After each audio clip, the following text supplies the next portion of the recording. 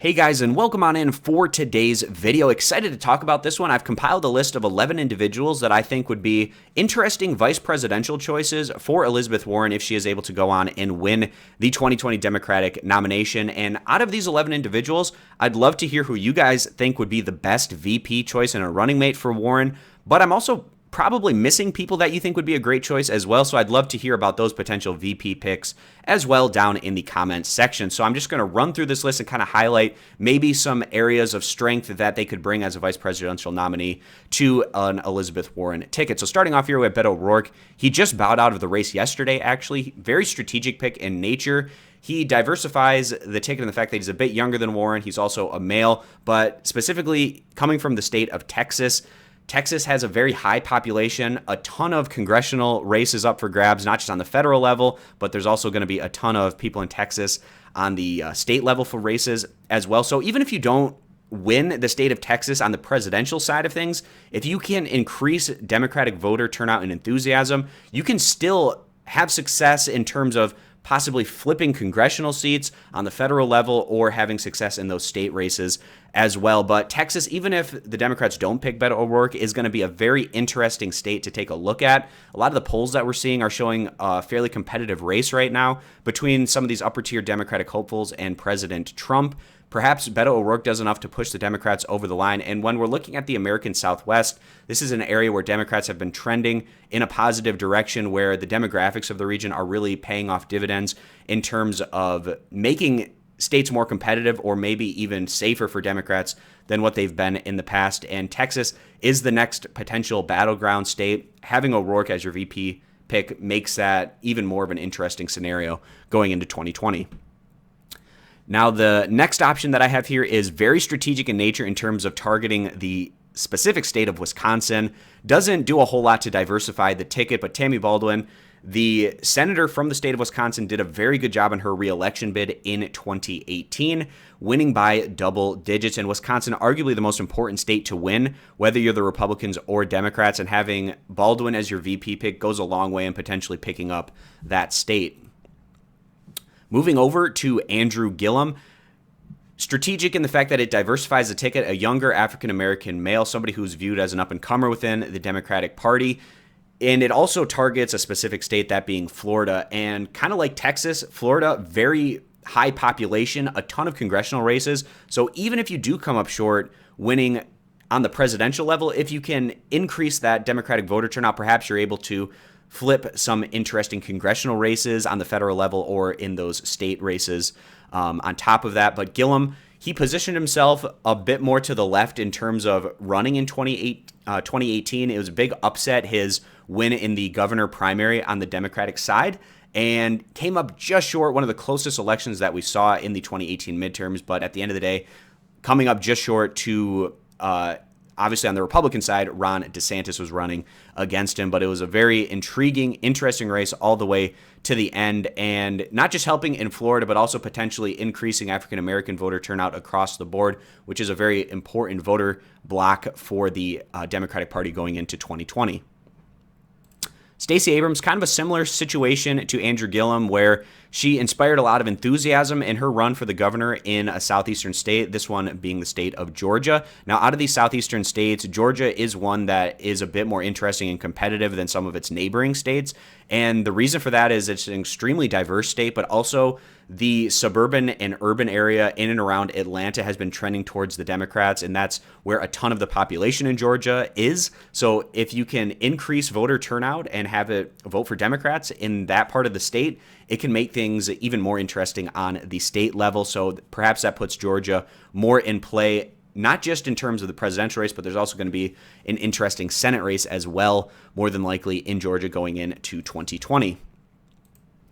Now, Ayanna Pressley diversifies the ticket, younger African-American woman, and also lines up really well with Warren in terms of their policy goals. She's a Justice Democrat. She's part of the four-member squad, of course, with Ocasio-Cortez, as well as Ilhan Omar and Rashida Tlaib. They were four strong progressive freshman congresswomen that came in in 2018. But she's the only one out of those 4 individuals who hasn't endorsed Bernie Sanders. She could very well end up endorsing Elizabeth Warren and be a possible VP pick for her, but not as strategic in nature in terms of targeting a specific state, because of course Ayanna Pressley is a congresswoman from the state of Massachusetts, where Elizabeth Warren is currently the senator from, so not doing a whole lot in terms of trying to have more success in targeting one of those key states, for instance, like some of these other individuals are that I'm going to be talking about.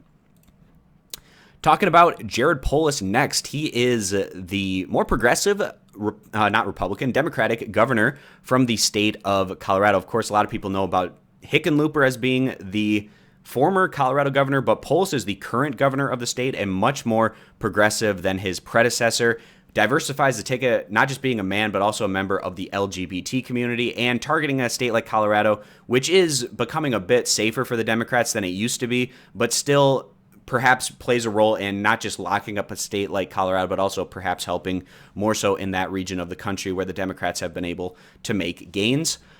Another individual that I have here is Sherrod Brown. Maybe not the most exciting pick by any means, a guy that's more populist in nature with a lot of his stances, a very pro-union individual, and he can perhaps win a key state like Ohio, where he is the senator from. He was able to win his re-election bid in 2018, so that's a guy to keep in mind.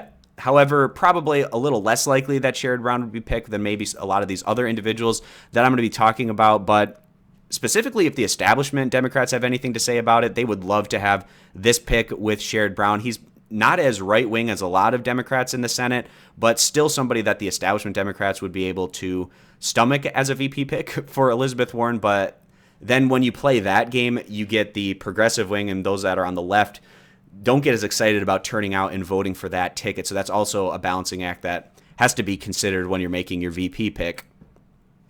The next guy that I have on here is Mark Pocan, and he is a congressman, very progressive from the state of Wisconsin, and kind of like the Tammy Baldwin, could go a long way in possibly winning the state of Wisconsin for the Democrats, and maybe does a bit better job in diversifying the ticket than picking somebody like a Tammy Baldwin if you go with Mark Pocan. And I'd argue maybe even more progressive than Tammy Baldwin. Certainly a very key progressive, key figure and member of the Democrats in the House of Representatives, and could be a really interesting choice if Warren decided to go in that route.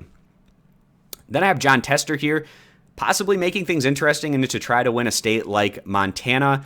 And Jon Tester, out of all of the Democrats in the Senate, especially the fact that he's a red state Democratic senator, he actually isn't totally despised by the progressive wing of the party, which a lot of these red state Democratic senators are or have been. And also, he's actually kind of an interesting figure who could end up replacing Chuck Schumer as the leader in the Senate. That's something to keep in mind, but could also go a long way in maybe winning over white working class voters. So he's somebody that maybe you'd consider as another one of these VP choices. Then I also put in here J.D. Scholten or Scholten. I'm not exactly sure how you pronounce his last name. My last name actually also starts with SCH, and it's pronounced with the SK, not the sh, but I think a lot of people pronounce it Scholten, so I'm going to go with that. But he's very progressive. He's a Justice Democrat, lines up with Elizabeth Warren in terms of their policy stances.